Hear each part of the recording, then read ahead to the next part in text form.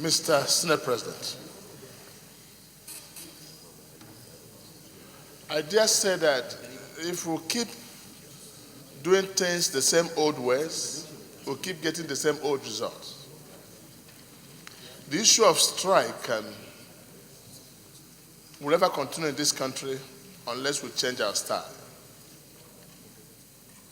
I quite agree with those that have spoken before me.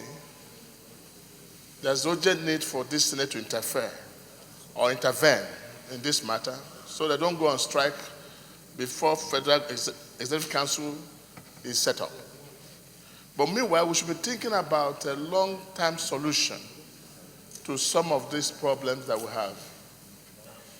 It is true, and it's a fact, that the standard of education has gone down seriously, especially in public schools.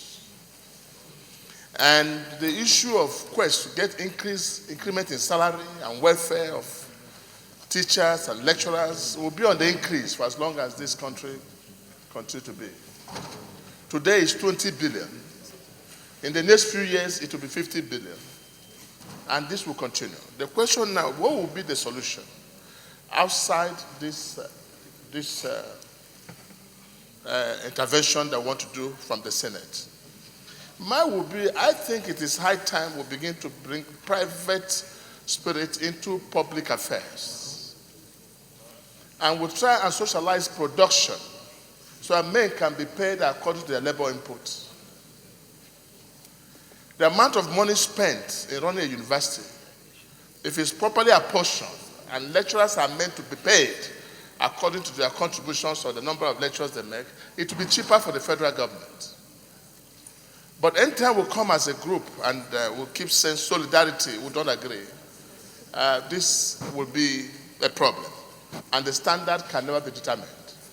So mine will be, in addition to what my colleagues have said here, about that vital section of our Constitution, which is Section 2, guarantee happiness and welfare and security, which is equal to happiness. To ensure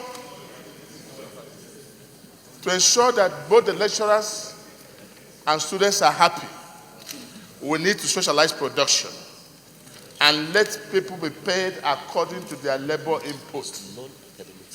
Most of our lecturers and most of our institutions are not living up to expectation. And people do other jobs like we have now in every sector. Every Nigerian has about 3 jobs. Is a lecturer, is a contractor, is a farmer, is a this. All to make ends meet. And on the issue of the non-academic staff, it has become a dumping ground. I had this experience as a governor. For as long as every governor comes to office or every vice chancellor comes to office, he puts his relations and friends into the university. And that's increasing the wage bill so much. So we have a lot of unwanted staff that we don't need in our universities.